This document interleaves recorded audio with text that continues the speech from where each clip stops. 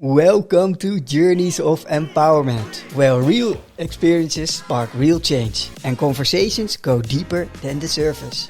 I'm Michiel Sujit Rijt, and here we don't do small talk, we ignite transformation. Before we dive in, a quick shout out to our very first believer and sponsor, Neotopia. Trying to boost performance with new processes, extra training or tighter KPIs? That might not just be the issue. The real challenge? Behavior. Neotopia takes a different approach. One that actually sticks. No gimmicks, no guesswork. In the awareness workshop, you'll learn why good processes fail in execution, why learning doesn't stick, and how to build teams that own behavior, not just follow the rules. Because change shouldn't wear you out. It should move you forward. Ready to lead differently? Visit neotopia.nl. What if your past, marked by war and displacement, became your greatest source of strength? In this episode, I had the honor of speaking with Khaled Shaaban, Syrian refugee, tech visionary, and founder of Subul Impact Outsourcing. Khaled's story is not just one of survival. It's a blueprint for how to empower at scale.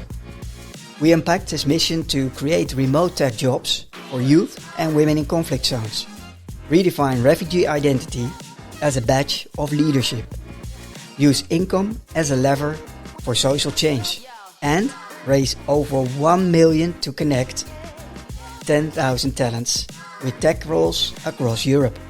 Khaled says, this is a duty, not a choice, when the mission becomes bigger than self. This conversation is a reminder that technology, when rooted in purpose, can rebuild entire communities. Let's get into it. Welcome to Journeys of Empowerment. You were just, what was it with the bike? Yeah, that I have the same at home. Yeah, but two people on it. Yeah, it makes more sense, right? Yeah, to put people on the bike instead of. It's not mine actually. It's my girlfriend. Yeah, she was volunteering in Uganda maybe, and she brought it with her from there. And I always look at it, and I really like it, and because it's a mixed culture, you know. Yeah, it is. Khaled, welcome. And maybe interesting where we met the first time. I was really right away hooked at your story and your presence and your drivenness and the way you were pitching at that moment at the DNNL demo day. And and I always gravitate towards people on an intrinsic, driven, motivated mission. And your mission is so beautiful. It needs to be broadcast into the world.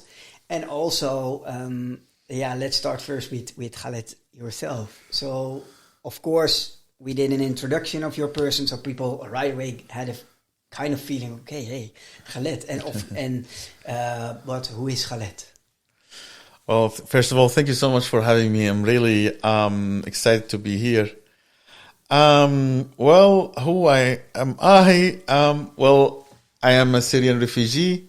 That's I always like to start with this because this is what become my identity. It's like my surname now. Instead of Khaled Shaaban, it's Khaled Syrian refugee. You know. I'm from Syria. I'm 40 years old. I have a 14 years old daughter. I was born in Damascus. This is like the technical information. I live in the beautiful city of Den Haag with my girlfriend, who's a Fries from Friesland. Yes. And we're planning to get married soon, but we're not sure when yet.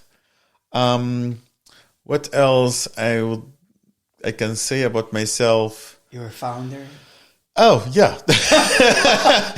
Yeah, that's the other part. No, it's interesting. I'm happy that you choose this order because 9 out of 10, when you ask people who they are, they start with all the things, what they're doing. Yeah. And I love that you flipped it around and it's about you, your background, who you really are, and almost forgetting. Oh yeah, I happen to be. I'm also a founder. Yeah, because maybe I think until maybe 4 years ago, I was telling people I didn't used to say that I'm a founder or I'm running something. I used to tell them I work for an NGO. I work for social enterprise. It's and my friends used to be surprised. I mean, why I'm saying that? Why you don't say that you're running something? Because maybe I told them because we didn't yet create something that big or something massive impact. Exactly. We're still like a small, and it's not about I'm not proud. I'm super proud of what I'm doing, but I think until 4 years ago I started because I was introduced more to LinkedIn, and I was introduced to what's my title, that is social entrepreneur, and I have to leverage this to build social capital and network.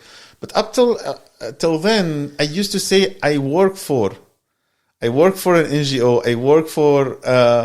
We are doing some projects here and there, but I didn't used to say that I'm founder and CEO of this or that. Yeah, and then actually, mainly when I came to Netherlands, I started to use this title of a social entrepreneur, founder of this and that.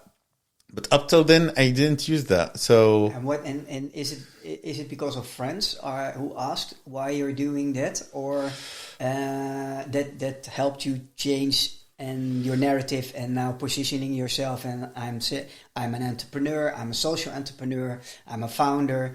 What helped you? It's actually when I looked at the ecosystem here in Europe. In Middle East, it's different dynamic, and it felt there. It's when I was exposed here to the ecosystem, I realized that people they leverage this to as I told you, to expand, to get more clients, to get more investors. So it doesn't work here just to tell them that you work for this. You need to give them what you do for this, for this entity or company or whatever. And to be honest, I felt shy a little bit when I told them, okay, I'm founder and CEO. I felt shy about it. But then I felt like, oh, no, you don't have to be shy about it. Yeah, this is because this is who you are. And actually, I felt that it makes different. Yeah, when I started using it, it makes a huge difference. Because then they recognize that, this is what you've... because you are connected to your mission. Yes. And then when they are talking to you, they are talking to decision makers within this mission or this entity. I taught myself how to use it more often, how to leverage it, and even on LinkedIn, I changed the tagline. I remember actually when before I came to Netherlands, I had only one Dutch friend. She's amazing. She helped me actually to set up a stichting here in Netherlands before I apply for asylum here. And she told me something, and she told me no one will take you seriously if you don't have LinkedIn in Europe. Yeah, and then at that time actually I had maybe 3 connection on LinkedIn, and she was one of them. And I was putting this selfie on as a photo there.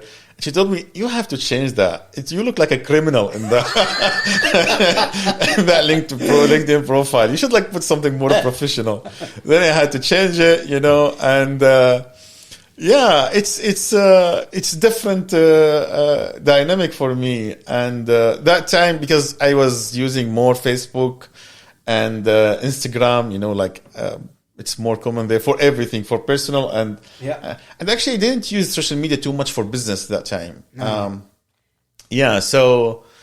This is how it's by advising from friends, and then when I exposed, I thought, yes, I should really utilize those important, for this ecosystem. Yeah, and even though you're not right there with the biggest impact you want to achieve in the future, you are an entrepreneur, you are a CEO, you are the founder of your company, right? Yeah. So what company did you found it, and what mission are you on? Now I founded Subul, which means pathway in Arabic. Which is beautiful pathways. Yeah, Ooh. it's actually the word Subul. Yeah. Comes the reason we chose this name is we have the term livelihood. Yeah. Livelihood in Arabic is 2 words. It's Subul al-Aish, which means the living pathways. So, and that time we were focusing on this area in Syria. We were focusing on how to find alternative livelihood for people, because this is the only way you can achieve multiple goals in terms of stability, in terms of, achieving prosperity, a lot of things you can achieve with livelihood. So, we love this word, to be honest. And we took, that's the pathways that might be a solution for our country. And then, that's what's the word comes from.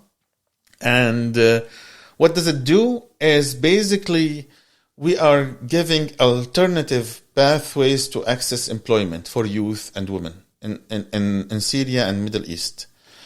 Why alternative?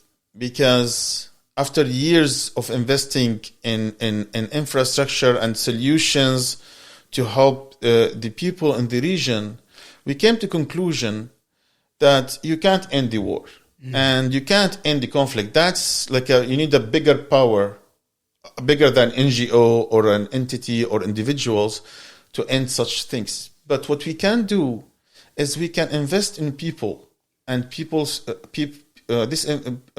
moving, and people they thrive. The land might be taken from this party or from the other, but people stays. So if you invest in the people, this investment will stays with them, and if you fulfill the main requirements, when you are thirsty and hungry and you need shelter. First, you look for water, and then for food, and then for shelter. Yeah. But if you fulfill all these, you seek prosperity, you seek security. So we thought, if you focus on these parts, if you give these parts, where you give them this kind of stability, then themselves they will change their reality. They will change their future. They will work on. They will change the country, basically.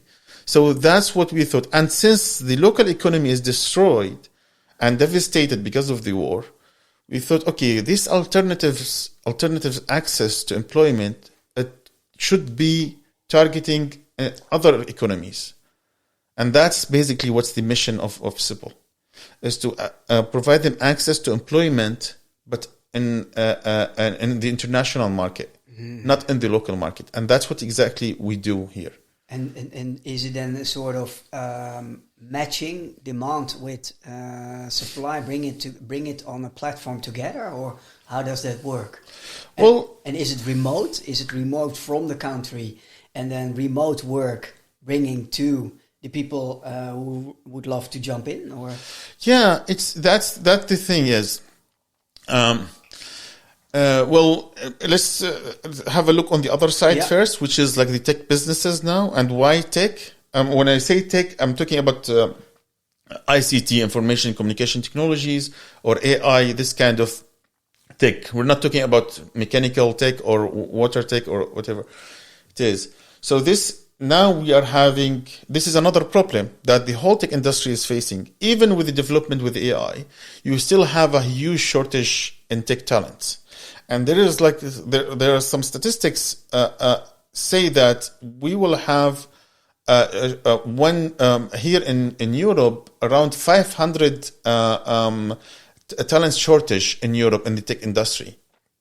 So we found an opportunity here. We found an opportunity. There is this shortage, and we have here. So this is a problem, and that's the other problem.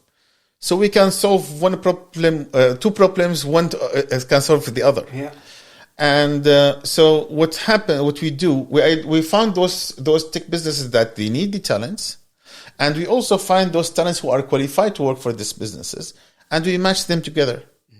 Not only matching like in a sense that, you business, you need this talent and this is this talent. No, not only that.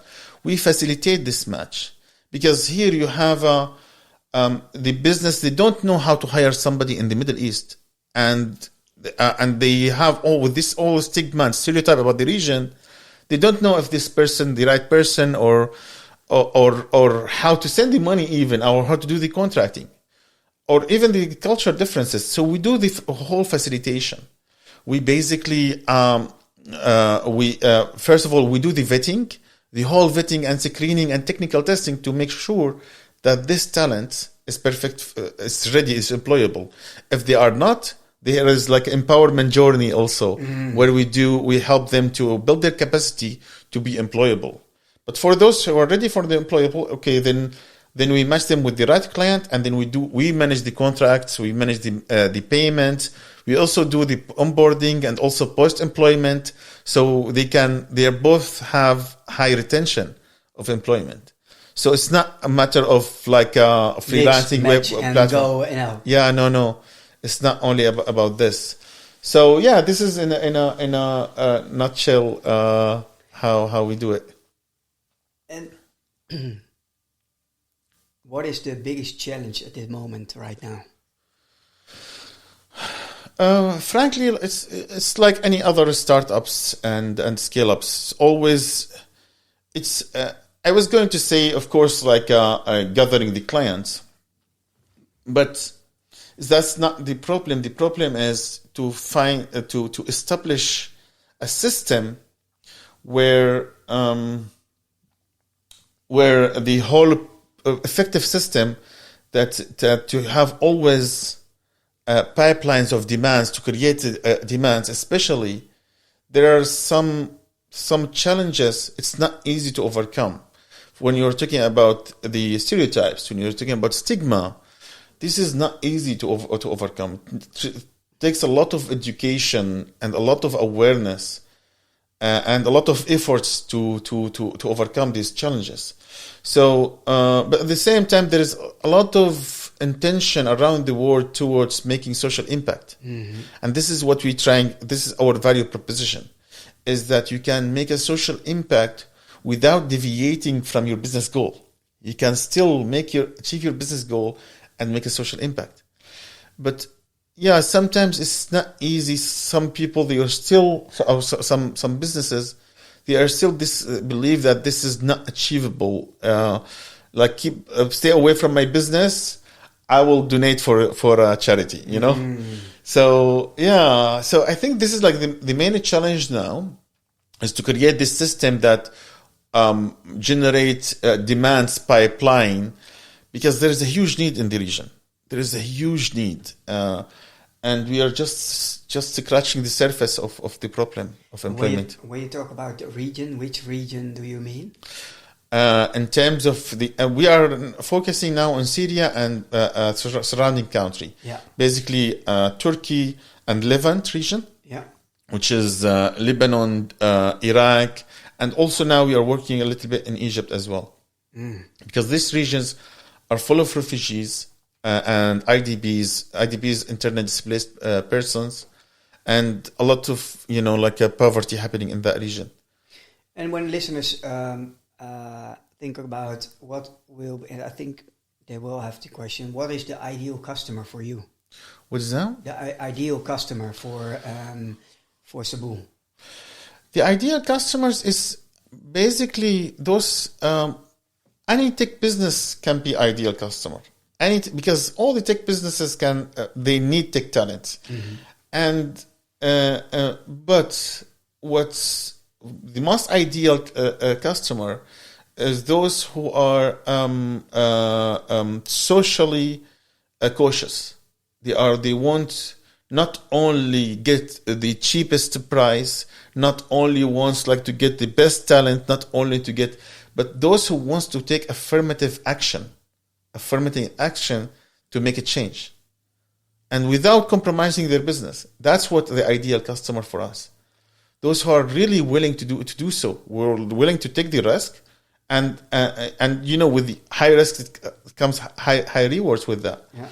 Because we have a technical value proposition where we are offering better prices than anybody else. We have a faster process. We have best talents, but the most ideal clients who don't only think about this, they want to make an affirmative action that I want to do this because I also want to make an impact. Yeah. Yeah, they have to understand. Exactly. And feel, intrinsic motivated, feel. Exactly.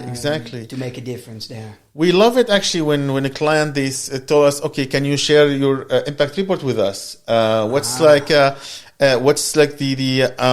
indicators you are using to measure your impact? We love when the clients ask us about these things. It's give us like a indication that those clients are not only about the talents, the profit, and not only exactly. they're about the people, but they also care about the measurability of the impact you're trying to achieve, right? True. That's great, and you have that all available. Yeah, exactly. We prepare, and we feel sad that we have all this information and all these like measurement tools and all these things, and we have an impact officer dedicated for this. We have a dedicated impact officer who's specialized in impact measurement, and who does she does amazing work actually with always surveying, collecting data, and analyzing this data. But we use it only for the annual reporting or quarterly reporting. The clients, some of the clients, they are amazing. They ask for it, but some others, they are super busy with their startups. So they are working on it, I think. Before we jump into your personal journey, because there's a reason why you're doing what you're doing, right? Yeah. But before we do that impact measurement is often one thing which is for high value when you're in pitching for funding. The real impact entrepreneurs and also investors really care and should care about the impact you're making, right? Yeah.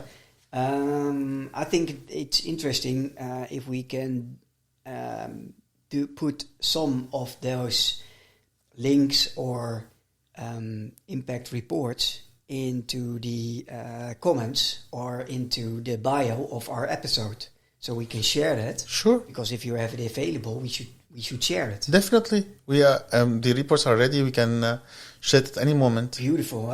We will do, and then it's available for people who are listening via Spotify, YouTube, and Apple. So that would be great. And also, did you look into? Are you familiar with B Corp? Oh yeah. All right, because they will love your aim of the aim of the company. It's in the sweet spot of the B Corporation and about measurability of the impact. And if you really have that in place, maybe it's an interesting one for you to look into, to maybe collaborate or in some sort of way. Yeah, it's actually our impact officer did a research about B Corp, and they were a part of their study because she studied social innovation and impact measurement in London. Yeah. So that's her specialty. Mm-hmm. And my co-founder as well, he studied the same masters as well. So the challenge is that it's as I understood it from them, the impact measurement still fluid. Yeah. Still fluid. Not. It's there are like so many aspects, and that are customized from business to business. That's why we had to came up with our impact measurement framework. Yeah. And measure accordingly. And what is the most? Is there a single most important metric for impact for Subul? Is there one out of the whole complexity, and there is a lot to measure? Is there one single measure where you can say, "Hey, we're on the right path"? Yeah, it's actually the effect of the income that our talents are making relative to their what is the word? Relative to the closed community. Yeah. For example, we don't measure how much their income increased, but how much they are able, how this income is changing their surrounding. For example, how much are able to save as a percentage, how much they are able to change their lifestyle from point A to point B, and how much they are able to assess their direct dependence. This is actually like one of the measurement tool our impact infrastructure came with, because they are more important than the amount of the income itself, because we want to see how much this income create the impact on them, on themselves and the direct surrounding, to improve their lives and the lives around them. Yeah, exactly. Because then also we can know how much economic development we created in a certain community. That's one of the tools that we are using in the measurement. Subul is the company. What is the foundation? Is the foundation also Subul, or is the foundation something? No, foundation is called Ruya. Ruya, which means means vision in Arabic. Vision. Yeah. Vision. Yeah. And the foundation was first, right? Yeah, the foundation. Was even before you were in the Netherlands, or you were... Before. Yeah, way before in the Netherlands. The foundation started in 2000, technically started 2012, and officially, formally was registered in Turkey in 2014. Yeah. And what is the aim of the foundation? The aim of the foundation basically is that we are tech individuals and we don't know how to do anything else other than tech. So we decide to utilize our tech expertise in for social good. Basically, that's the main mission of Ruya. Literally, because that's what happened to me when when the revolution started. I didn't know anything. I don't know anything about medical or relief or any. I don't have any bachelor degree that I can help with, but I'm good in tech, and not that super good. I know some cool stuff, So when started Ruya, started for this purpose, basically utilizing tech for social good. That's the mission, and we did super cool stuff at Ruya. Actually, we did super cool stuff from telecommunication to radio, RF communication, to relief distribution systems, to dynamic health information systems, to even FM radio. Oh. We did FM radio for some other NGOs.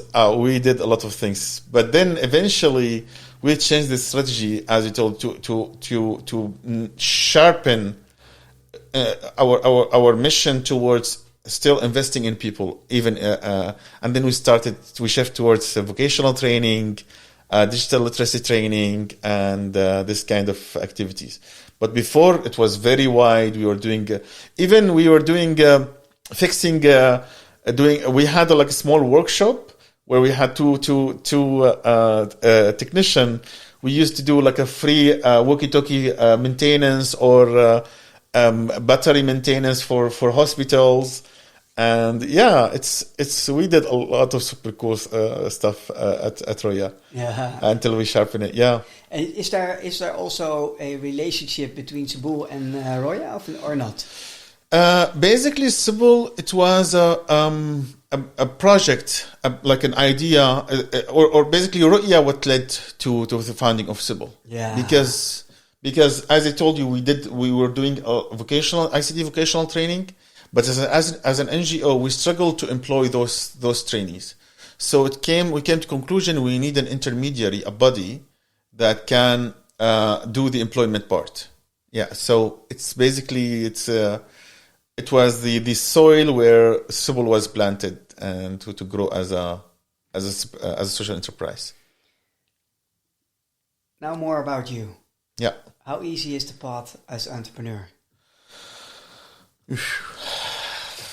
Well, Well, it's really it's tough. It's tough, but at the same time, it's super exciting. It's it's tough because it's you'll find a lot of time find yourself alone, and not because you are actually alone, but alone between you and your brain and with your thoughts, and that's a scary place to be, to be honest.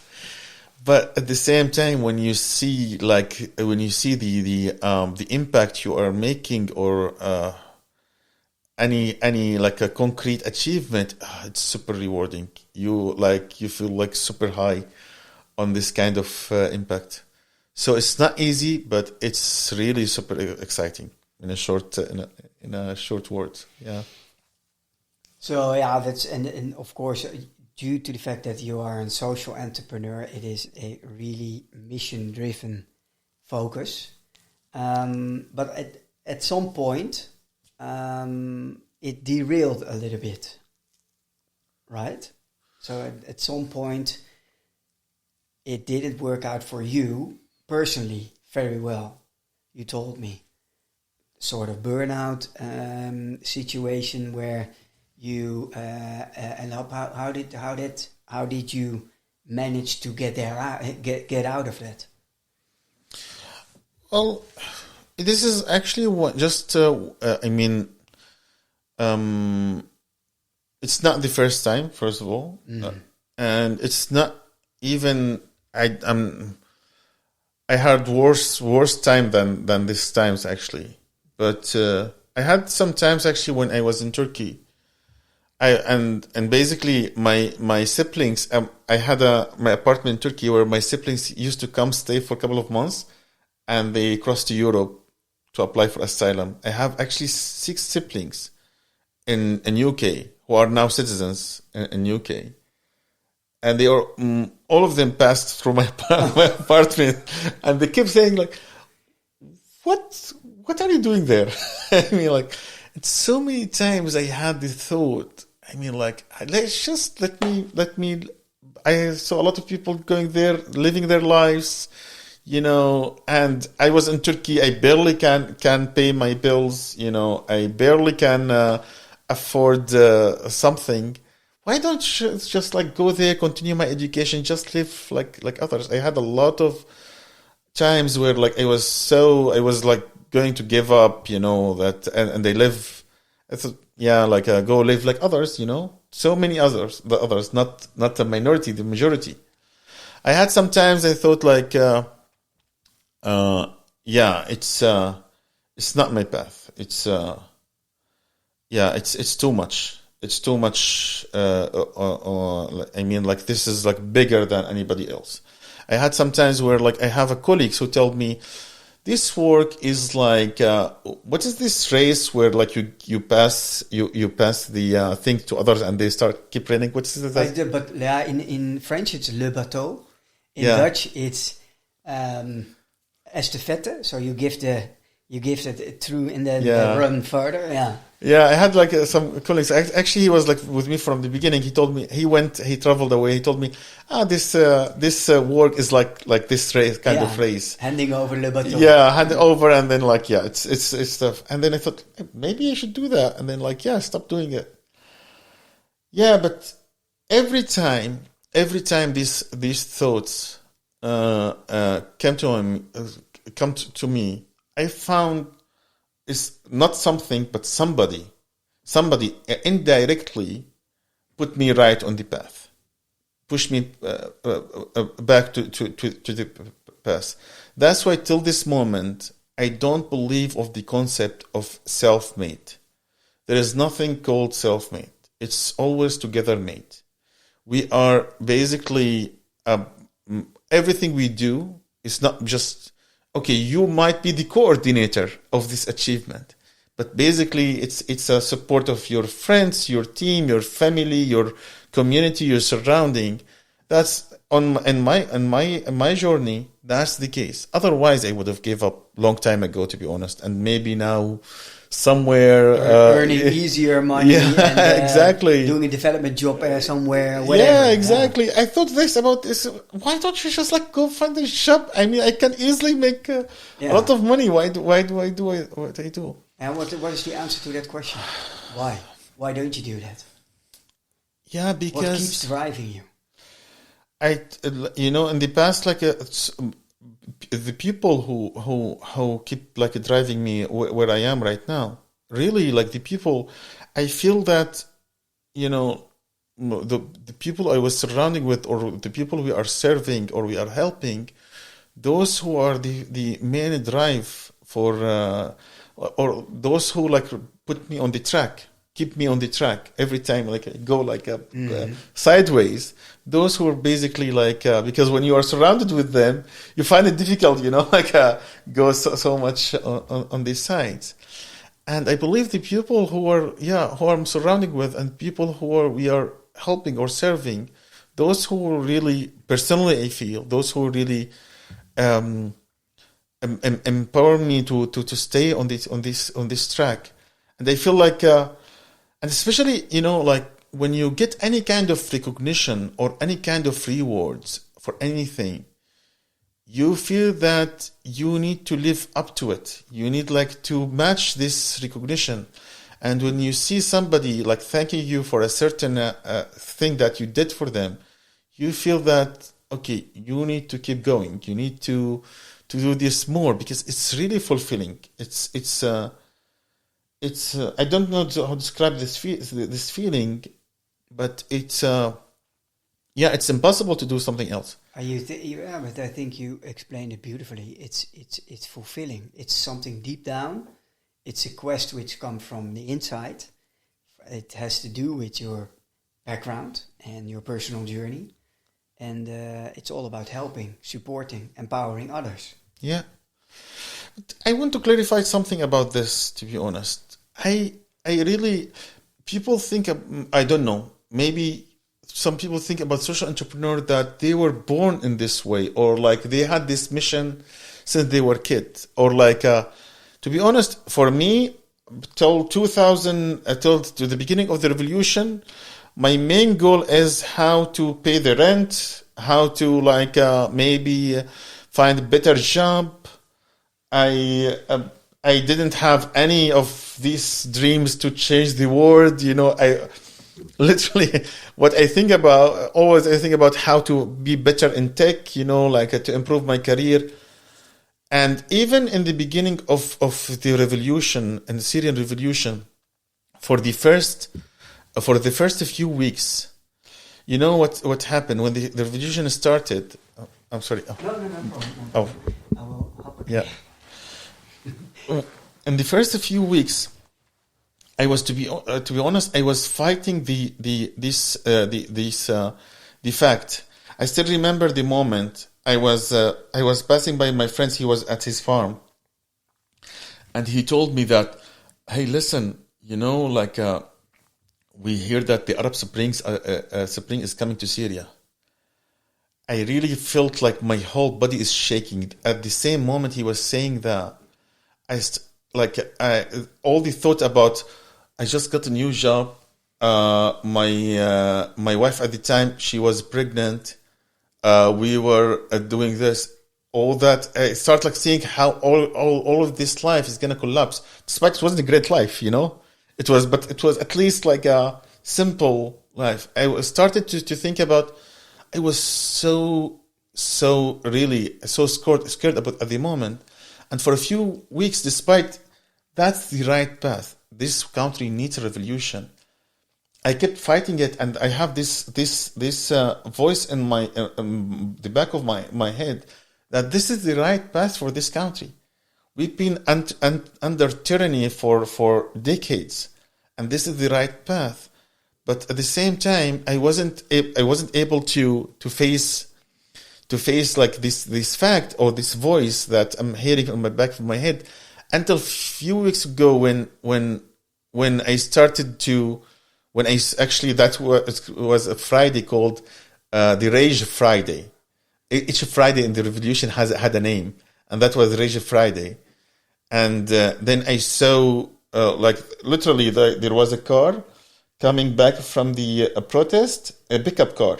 Still remember, I went down from my apartment, and this car was like turning so fast. And when they are turning, 2 corpses fell from this pickup. Those were killed by the Syrian regime's militia. That was actually changing moment for me. And the same day, they kidnapped my brother and they tortured him for a month at the same time. So that's actually turning point. But even though that time, it didn't feel that I'm doing social innovation. For me, it didn't feel like, okay, I have, like I'm doing this because now I have a mission, or I have I want to establish an NGO, or I'm a social entrepreneur, or it didn't feel this way. It feels like that's required an action. That's required, or not an action, a reaction.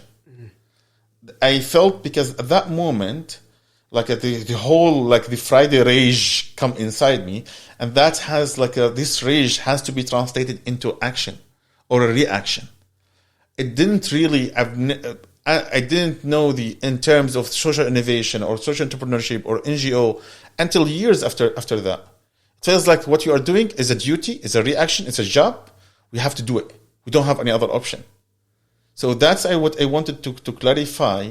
It's to clarify, because when I went once to a session, it was about impact measurement frameworks, and I looked at these impact measurement frameworks. It was super complex. I told them, listen, guys, we who are working on these missions, we are doing. We don't know what you are saying here.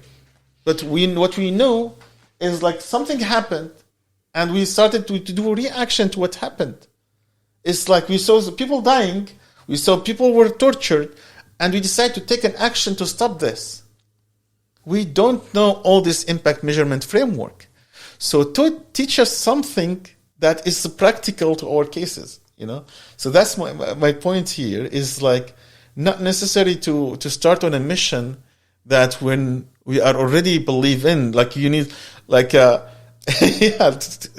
time you find yourself, you find, and then like you find all these titles or identifications on your work. But in the beginning, it wasn't the case. No, it wasn't clear. It wasn't clear. Yeah, it was a calling from inside.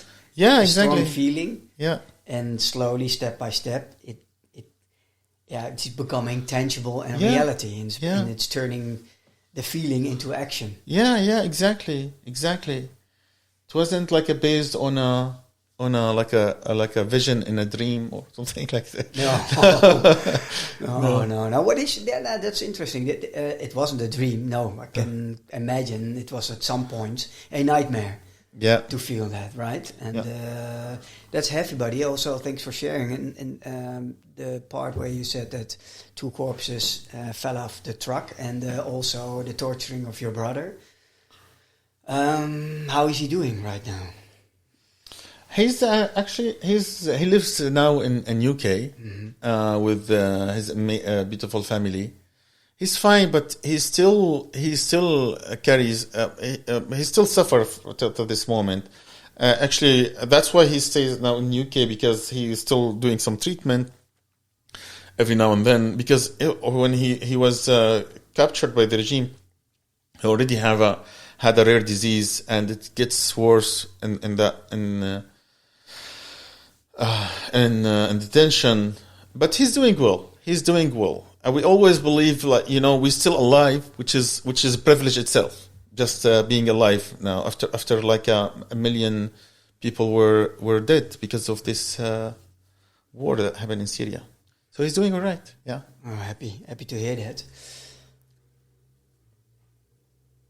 That's the reason why I'm a little bit quiet now, because I'm trying to get my head around the situation and what you just explained. And how do you cope with what happened in your country?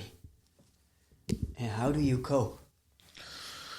How do you heal? Is it a healing process? Is it a coping mechanism? How do you, besides all the action and all the drivenness, how do you heal from that? I think it's enough.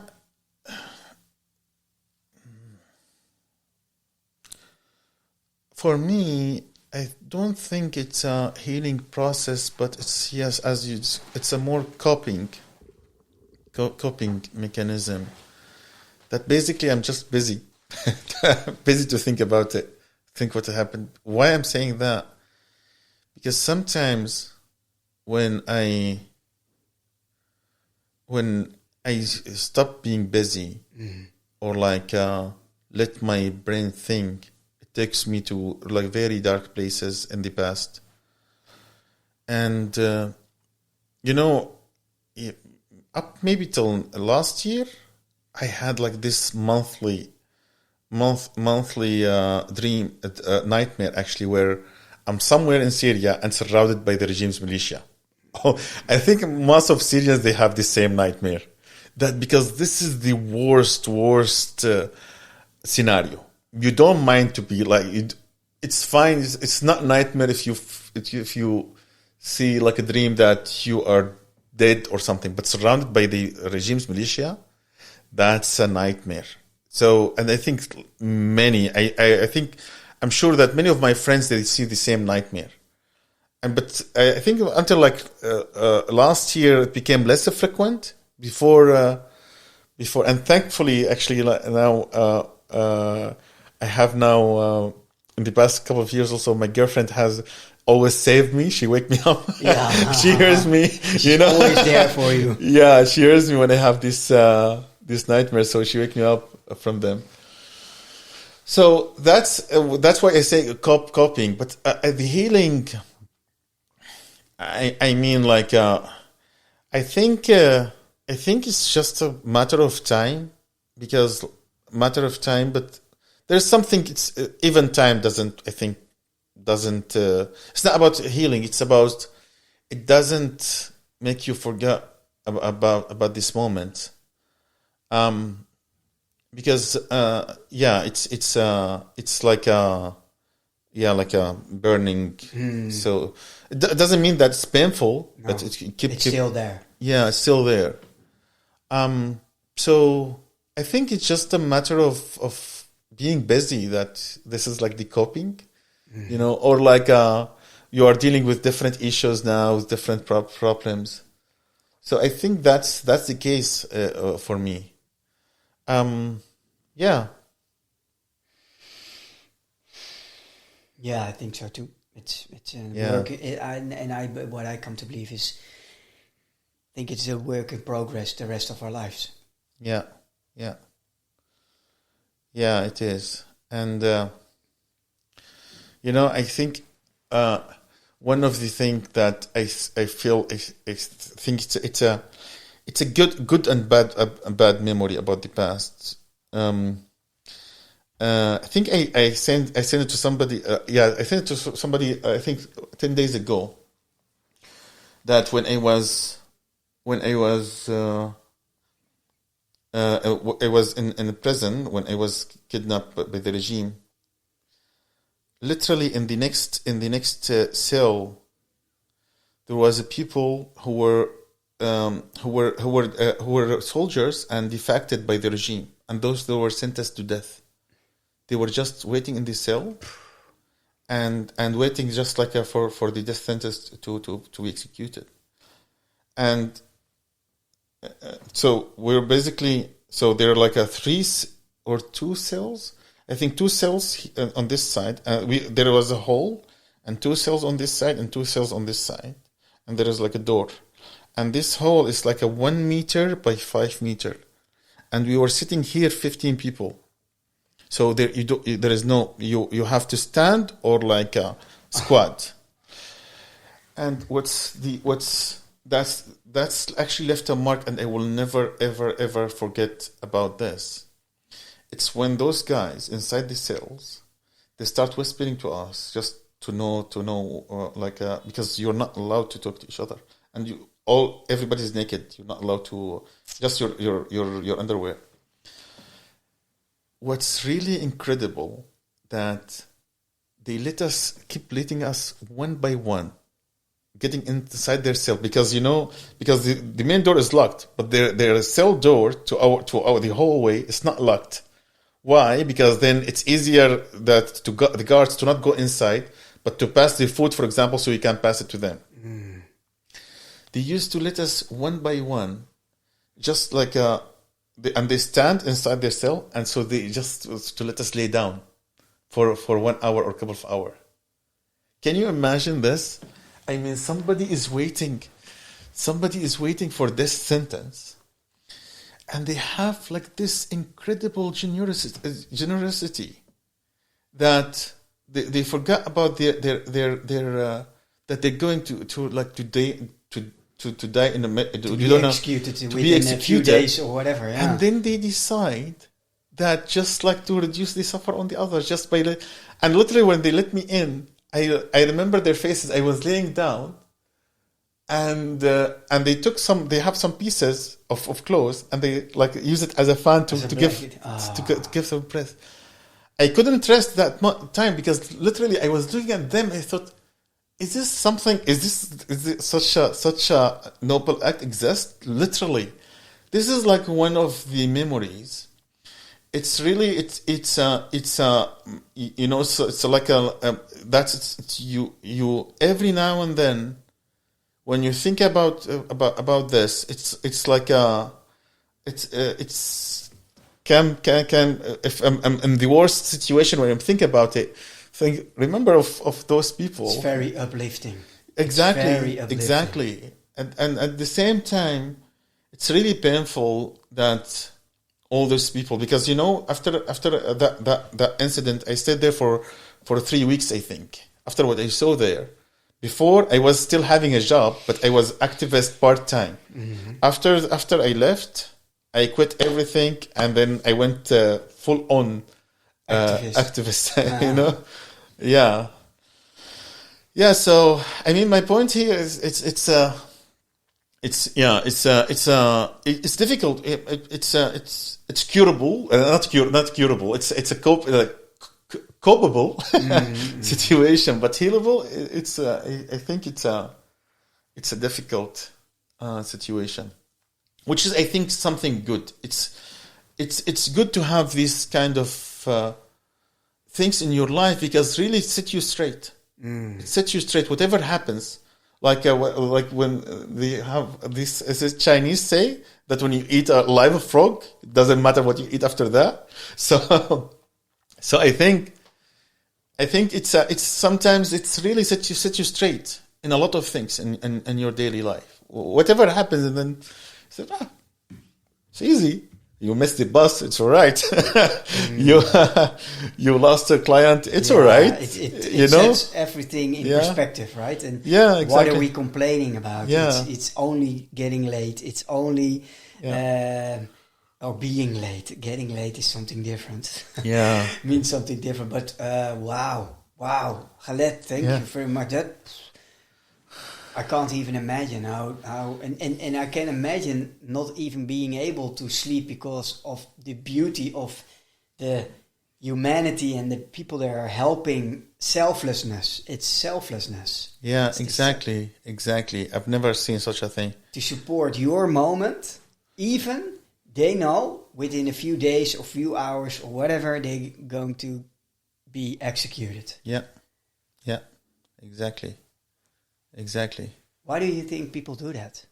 Where do you think that people get that strength from? I really don't know.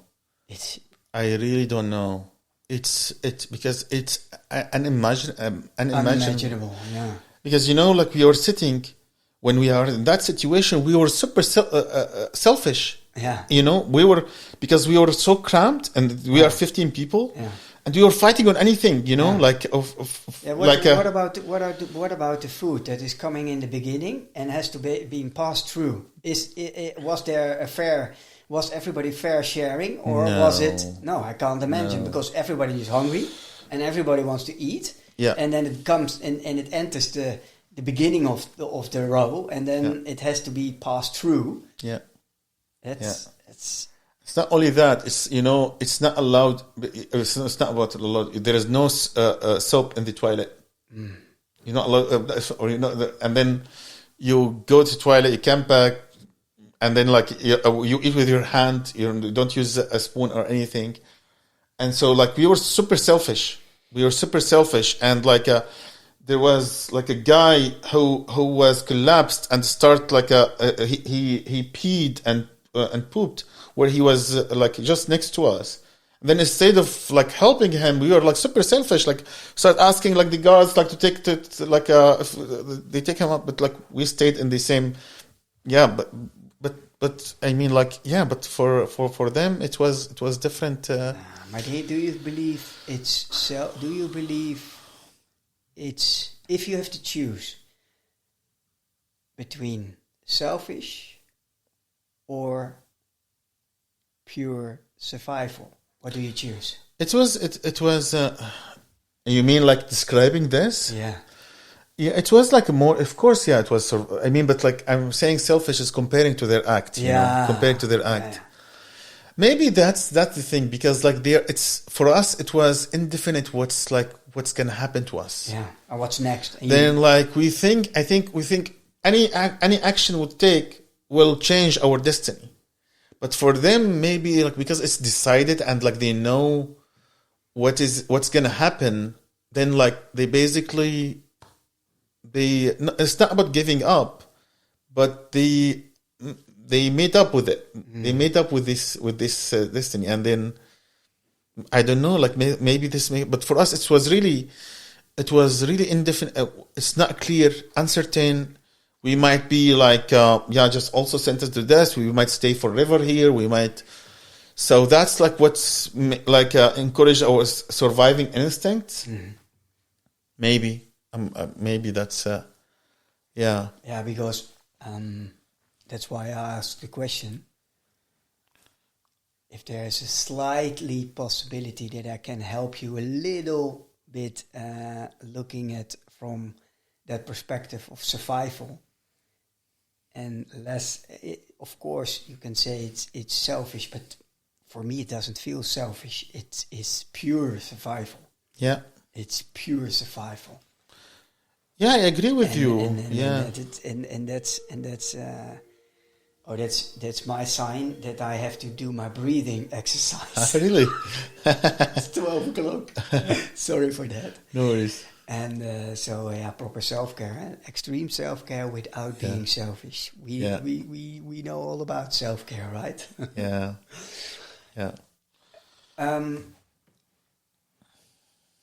You draw a beautiful picture and a powerful picture of the why you're doing what you're doing and where it comes from, and what you're doing, and what do you hope? And we of course discussed it before we started the recording. But what do you hope when people are listening, and also maybe with similar backgrounds, listening to our conversation? What do you hope they will get out of it? Get out of our conversation, or even what do you hope they would feel?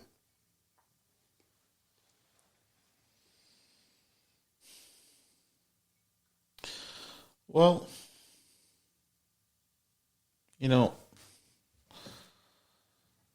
it's pain and suffering is really relative. Is this the right word, relative? Or yeah, it is relative. And sometimes, if you look outside of your window and look at other people, whatever you are struggling with, when you see others what they are struggling with, maybe it will help you to overcome with your problems. At the same time, you see what's happening in the other side of the world, what's going on, and maybe like you can do something. I think this is like for people here in Europe. Mm-hmm.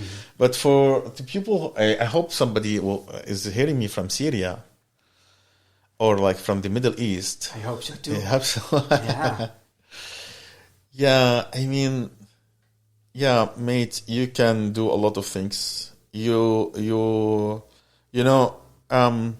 Luckily I didn't make a lot of achievement, but I came from lower, like a middle class family. I had no high education. I had, I struggled a lot. I was, I wasn't disciplined. I mean, like, what's not very undisciplined. I was disciplined in my life, but I actually, before this, I didn't survive more than 9 months in a job. But then if you made your mind, you're able to change your surrounding. You're able to make a difference in your life and others' life. So, I mean, I didn't do great things, yet, hopefully I did some impact here and there. I'm financially stable finally, So with these, with this advantages I have, I was able to do something with my life. And I think people in Syria, they are incredible. They are amazing with their skills, expertise, and energy. So it's just like their opportunity. Just like if you find the right opportunity, you can make a huge difference in your life and others' life. So that's what I'm hoping that it leaves an impact on them, and that's what we try to do in our work, to try to prove that for them as well. One thing, what you said, gives me goosebumps, and if that happens, I have to step in and ask one question, and that is because I don't agree at all with you saying about yourself that up until now you didn't achieve much. If you look at your background, only being stable, sitting here, having this conversation, having a startup, with the meaning, being on a meaningful mission. It's not about 10 years forward and we have this and we have so much. It's about your background, and where you're sitting here right now is in and on itself already a big achievement, or not? I agree with you. Yes. And by that, my question to you is, if you look back at this moment, not in the future, when I do this, when I do that, here and now, what are the 2 things you're most proud of at this moment? Well, actually, I'm really proud that I'm proud with the impact definitely we are making. This is something I will never ever, that will live with me forever. Will live for me forever. I mean, yeah, definitely. The other part, I think this is like the thing. I'm super proud. I'm really super proud with what you are doing. But at the same time, I feel like now I really feel privileged that I'm living in a safe country, Mm-hmm. and while there are 16 million people, they are living in these conditions.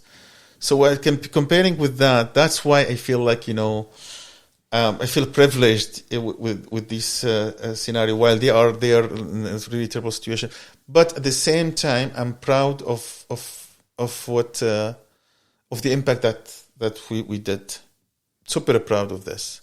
And when I look back also at this moment,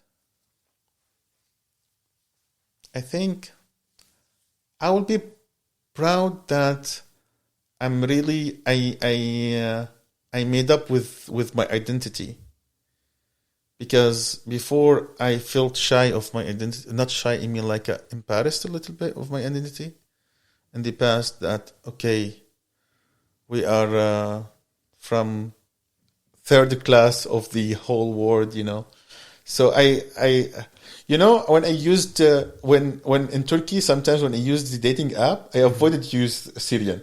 Can you seriously? Somewhere I can imagine, but it's not about me; it's about you. But I can, I can understand. Yeah. I can understand why. Yeah. But now I feel really proud and connected to my identity, not only as a Syrian, as a refugee, as a newcomer, as who I am right now. This is like the two things I think I will be proud of. Because now... will be, you are proud of. Yeah. Will be is in the future. I'm talking about here and now, buddy. And Yeah. I'm a little bit strict now, but I do that on purpose. Because we have recorded this. And every time you doubt or you... then just listen to the last part of your own conversation and what you said through the microphone, sharing with a lot of people, hopefully, and but also for yourself, because I really truly admire. I reacted to the posting you did today on LinkedIn, and it comes right away for me. Reacting when it's about you, and when I try to imagine what your journey is all about, and you're sitting here, it's highly admirable. And also what Vitaly did on the capturing on your story, we will also share it in the notes of our episode. Thank you so much. It's needs to be out there, and it's admirable. And so be proud of who you are and who you became and who you are. Yeah, I am actually. For me, I am privileged, and I'm honored that you're sitting here and willing to share your journey with such a background and what you're doing. I get goosebumps.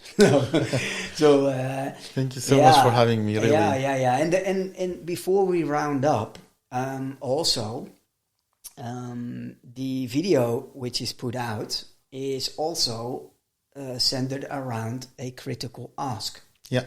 And my podcast is for and by entrepreneurs and founders and social impact professionals. So, and also there are investors listening to our conversation. And what is the critical ask you're ending with in that beautiful video of 3.5 minutes, which we will share? But what is the critical ask? What does Subul at this moment needs by the end of 2025? Yeah, that's great question. Well, now we are aiming. We did 650 talents that placed in tech jobs. So to do so, we learned a lot, and now we cracked the code of doing so. We have the code. Yes, we have now a mission by 2030, ambitious one, to place 10,000 talents. That's like a bold mission to do so. But now to achieve this, our critical ask, we will need 1 million euro we are fundraising 1 million euro. Some of it, we are seeking equity-free grants, and others for equity. And basically we want, that's like will take us where we want to be. Will take us, it's not only about just like this amount. That's now on the way towards 10,000 talents. Imagine 10,000 people are that they were without jobs or underpaid. They will have access to stable, decent jobs in a development country. How they will make difference in the whole economy and the whole region. I think we both can't imagine what that impact would be, right? We can't. Well, we can't, but we can calculate. Yeah, we can calculate. It has a huge impact, and it's we just in 2022, I was recording a video for a fellowship. They told me why you are doing what you are doing. I told them, I just want to stop my people to crossing the sea or like going through forest to seek better life. I want them to have their better life in their home country. Yes. And we just want to live like others, So yeah. So that's the critical ask. Beautiful. And do you have a clear vision of the ideal investor proposition? So what's the not proposition, profile? What would be the ideal investor? So not the ideal customer profile, but the ideal investor. Okay, the ideal investor who doesn't come to us and tell us, okay, how many fold will a company will grow in 3 years or 5 years? Don't come to me and tell me, okay, you have to be 10 times bigger in 3 years or like a 5 years. That's a deal breaker for us. We will grow, definitely, because we are working on a critical issue, not only for impact, but also for a business. But we want the space to not compromise the impact. The ideal investors who come to tell us what's the impact you are making before how much profit you are making, before when's like the break even, before when's the runaway. That's the ideal profile. The ideal profile also, they come to us, tell us, I'm not here only with my money. I'm here with my heart, with my network, with my expertise. I'm here as a smart investment, smart capital with you, not with my pocket, with my belief in this mission. That's the ideal profile we are looking for. Clear, concise, precise. Let's go. Let's go. Yeah. Last question. You shared a beautiful before I little bit. Before we started our conversation, I asked you the question, how do you want to make the audience feel afterwards? And you were also sharing a beautiful story of your grandfather. Maybe to end our conversation, can you share that beautiful story your grandfather had? Yeah. I was referring to the fact that I was advising myself this to really enjoy the journey. And I had a lot of moments where I kept saying to myself, when can I get rid of these problems? When are those problems going to finish? But then it hits me, it's part of the journey. And that's when I told you about this story of I'm pretty sure it was my grandfather. He told me this story of a boy went to a wise man who lives in a castle. You know, my grandfather, when I'm telling you this story, I remember now my grandfather. My grandfather always had the same outfit, which is like this Arabic dress with a suit jacket and with the white scarf. And he always sit like this, and speak like this. You know, there is like this, and he has a big, beautiful white beard. Actually, he looked at me and with the brown glasses. Yeah, he told me, this boy went to seeking wisdom from this wise person, and then I told him, please, give me from your wisdom. So, I would do that, but first, you have to do this test. You have to put this egg on the spoon and take it up the castle and go down without dropping it. So he did that, went stair by stair up to the castle, and then he went back down to him and I did it. Here's your egg. Now give me some wisdom. He told him, but before that, I have a few questions. Did you see this beautiful painting and that stairs? I told him, no, I didn't see that. And he told him, did you see that beautiful woman was waiting in the other room? I told him, no, I didn't see anybody. And he told him, did you see that golden things in that stairs? I kept asking him, no, I didn't see anything. I was just focusing on the egg. And he told him, this is the wisdom I want to give you. If you're focused too much on the goal, you'll miss a lot of beautiful things in your journey. You'll miss a lot of a lot of things that you could have enjoyed on your way to achieve your goal. So that's the story that pure wisdom. So enjoy the journey, embrace your journey, and it's not only about the end goal, but embrace the journey. What can you learn? What can you discover? What can you? Beautiful, Khaled. Thank you very much for your openness, for sharing, and for being you. And we will share a lot in the show notes of this episode where the people can reach out, where people can find you, some the impact measurements. It's really interesting. Also the video, which is beautifully captured by Superconnectors and Vitaly. So people can reach out to you, right? Via LinkedIn. Anytime. Thank you so much for having me. Really, aside from everything, I really, I feel like good after a conversation, because it doesn't happen anytime that somebody asks me about like who am I. Usually I've been asked about as you mentioned before, what you do, what's your business. So it's all about pitching the business. It's like not about like so it's really it's like a therapy. it's a very nice therapy. I'm happy and glad to hear that, because therapy can go two sides. But we take it positively, right? Thank you very much. Thank you so much for having me. Really appreciate it.